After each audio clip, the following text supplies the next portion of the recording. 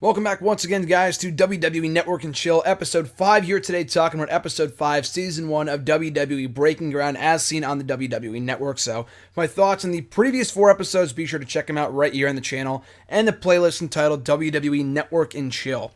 So, Episode 5, we pick up right where we left off with ZZ doing cardio in awful fashion. His cardio sucks, and he gives up halfway through. He goes to the back, and Matt Bloom tells him, you got a good look. You don't have a great look, but it's his charisma, it's his personality that they see in him as to be a future star. I personally wouldn't have signed him, but it was their choice, and, he did come up short. He's got a lot more to prove than everyone else. So as a 19-year-old going on 20, he has a lot more to prove than everyone else in the competition. So we get a little bit more of ZZ here than we did, a bit of a follow-up from episodes 2 and 4, so it's cool to see more on that a little bit. Not much more, not much different than what we saw in episode 4, but still a bit of an update on the ZZ situation. After that, we got Noof getting her first ring name from, I believe, Ryan Katz, who was the head of creative at that time in NXT. Aaliyah, and she liked the name. It's easy to chant, Aaliyah, so it's easy to chant. She likes it.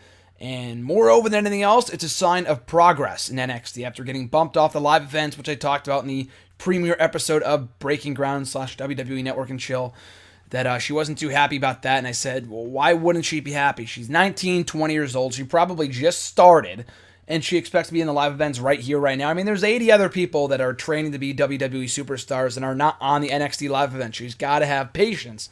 And lo and behold, in having patience, she was given her first in-ring name.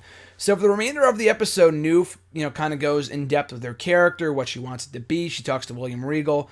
I thought this was the episode where she does her entrance and whatever. That was not this one. But she does show Regal, like, the character that she has in mind, a gypsy dancer, because she kind of looks like a Barbie doll. So, and he's like, yeah, okay. And William Regal, as Nia Jax says herself, there is no one better in the business at taking a character and making it their own, and I mean their own as the person who's portraying that character and kind of making it in what they want it to be and how they feel like it's going to fit them best. You know what I mean? William Regal is really, really exceptional at doing such things. So he talks to Ali about that, and she kind of gives him his ideas, and it's cool to see that she has her own ideas about what she wants the character to be, but Regal kind of gives his 2 cents. You got to do this, that, whatever. And, if you kind of rely too much on the Kim Kardashian bullshit, it probably won't work. So we see more about that later on in the show. There was one interesting part about this episode. We get a lot more about the women. We talk about Noof. We talk about Nia Jax in this episode too, which I'll get to in a second. The one thing about this episode that I thought was really interesting, that you see the women backstage. You see Noof, Peyton Royce, Billie Kay, Bayley's there, Carmella, Sarah Del Rey, and they're watching a promo to work on their promo skills, okay? They're watching a promo to work on their mic skills, and they're not watching Austin 316. They're not watching a great Trish Stratus promo. They're not even watching an AJ Lee promo from a couple of years ago. They're watching a sit-down interview between Michael Cole and Nikki Bella, who has never, ever, ever, ever been a great talker. She has improved, much like she has her in-ring work, but Nikki Bella has never been believable in her role. As a Mean Girls bitch, sure. As a talker, she comes across to me as very corporate, very just bland. Yet they're watching one of her promos and saying, wow, that was great. Like, are you serious? Like, is this the shit they're showing to the people in the NXT? No wonder their promos suck. If they're teaching them by showing them videos of people like Nikki Bella, like, from only a month or 2 ago, how is that shit ever going to work? And getting these women over to be the next great thing. Maybe I guess it is more realistic because you can't really show them great promos from the past that really wouldn't fly today in many cases, or because WWE's production direction really isn't what it once was. But I just saw that and laughed. It's like, I'm sorry to any Nikki Bella fans out there. I'm like, really? Why are they showing a Nikki Bella promo instead of like a promo from even a Trish Stratus or a Lita or a Mickie James or even an AJ Lee or someone along those lines, or even one of the 4 horsewomen, a Becky or a Sasha even, not a freaking Nikki Bella, that really didn't make any sense to me. But anyway, I did mention Nia Jax. We get introduced to her on this episode. The cousin of The Rock. They couldn't go 10 seconds without mentioning that fact. So good for her. I really want to like Nia Jax and get behind her as a talent. Want to see her succeed. But it just feels like, and thankfully they've kind of cut back on this, but when she first arrived in NXT, she didn't really know what she was, who she was as a character, whether she was a face or a heel or whatever. It seemed like to me they relied way too much on the fact that she was The Rock's cousin. Hey, Tom Phillips, did you know that Nia Jax is The Rock's cousin? Who gives a flying fuck? If you rely way too much on that, it's not going to get them over whatsoever. If they relied way too much on that when Charlotte was first coming up, that, oh, I'm Ric Flair's daughter, it's not going to work. As a heel tactic to remind people, oh, The Rock's my cousin, that means I'm better than you, that makes sense. But in the direction they were going with her character, unlike with Charlotte, it did not make sense. So they talked about that in this episode. It did kind of make sense in the end. It was logical in bringing that up. Because she talked about how at WrestleMania 28, which she was in attendance for, to see Rock wrestle John Cena in the main event, feeling the energy of the crowd and being there for that really inspired her to become a WWE diva, a women's wrestler. So it did serve a purpose in bringing that up, and it wasn't just like, hey, I'm The Rock's cousin, you know what I mean? Like Sasha Banks doesn't always bring up the fact that, hey, I'm Snoop Dogg's cousin, you know what I'm talking about? Like she doesn't really rely on that too much as Nia Jax does the whole Rock cousin thing.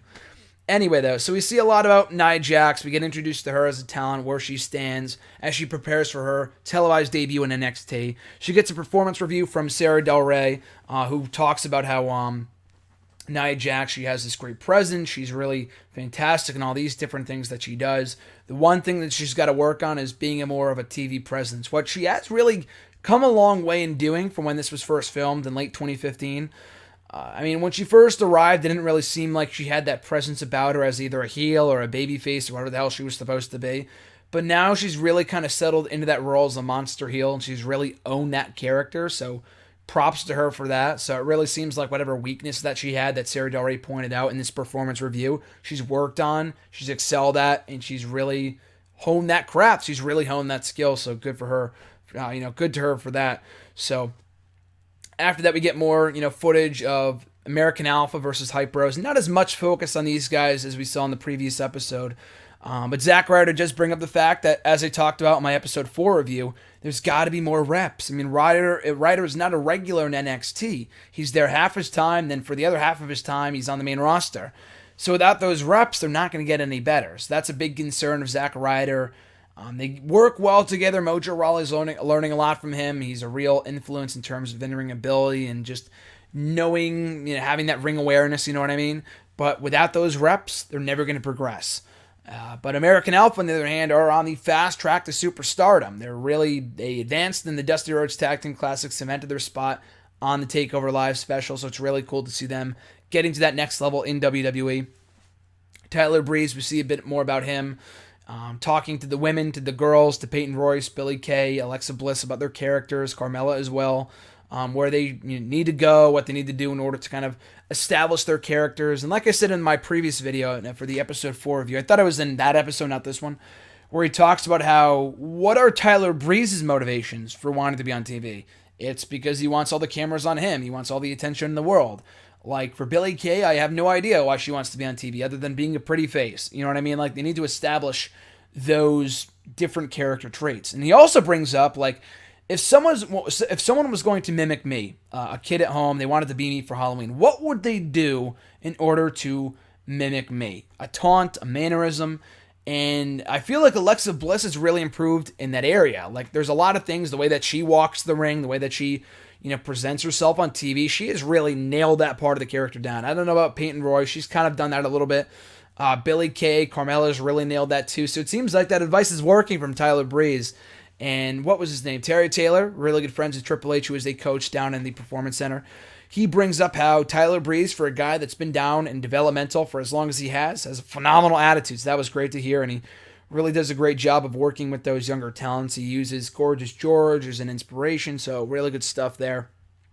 We hear more about Tino Savinelli, who we had not heard much from since the premiere episode of Breaking Ground, and he talks about how his brother had also had a lifelong dream to be in WWE. Now, I don't know, actually, I take that back. His brother really, really wants to be in WWE. I don't know if his dream started because his brother ended up there, or because he's always been a lifelong fan, or, seeing his brother live out his dream in the NFL, now in WWE, he wants to follow in his footsteps.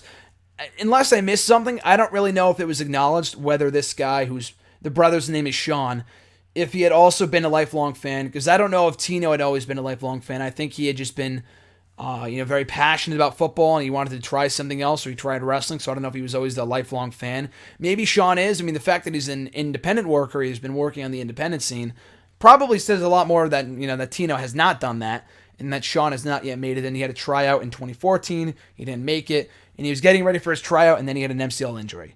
And those are the things that just have the worst possible timing. And everything happens for a reason.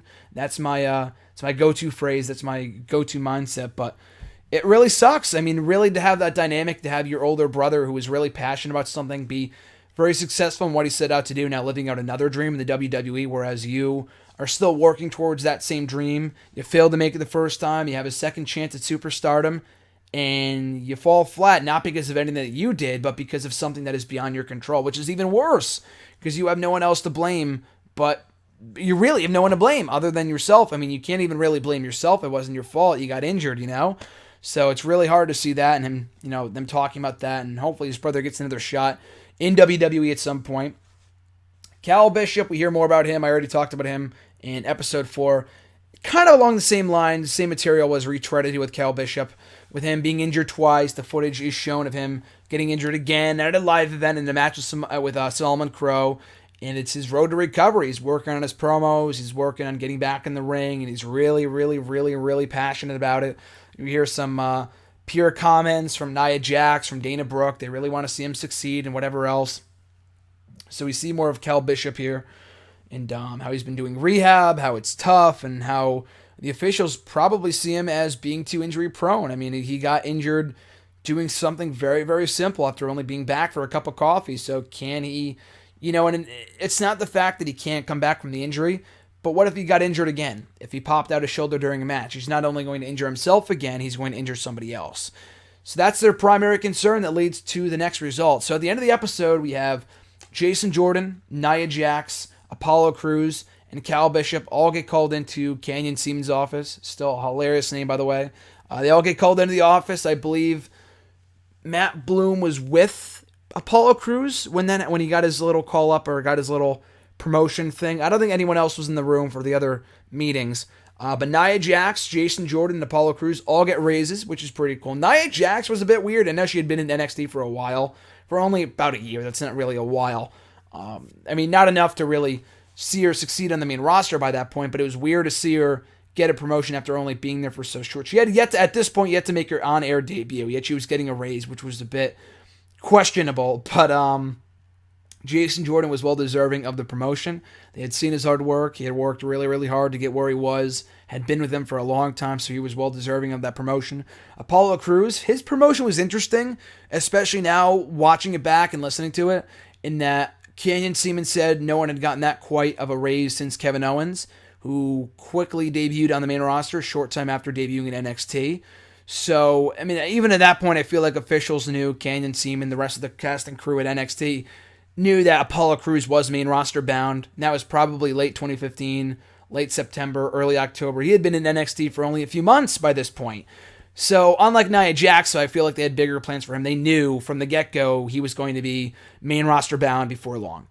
Cal Bishop, unfortunately, his fate was not as lucky, was not as fortunate. He got called in there. Canyon Ceman goes, I'm going to cut right to the chase. We're letting you go. What? Says Cal Bishop. He just goes, what? And that closes off the episode. Major cliffhanger heading into episode 6 of WWE Breaking Ground. So I'll talk more about Cal Bishop, his release, and everything else en route to the season finale of Breaking Ground. We're already halfway through. This is episode 5. There's 10 episodes in total, I believe. I think 11, including the Reloaded special, which I'll also talk about, which was a lot of fun, a lot of great content on that episode, which I only watched a few weeks ago, about a month ago.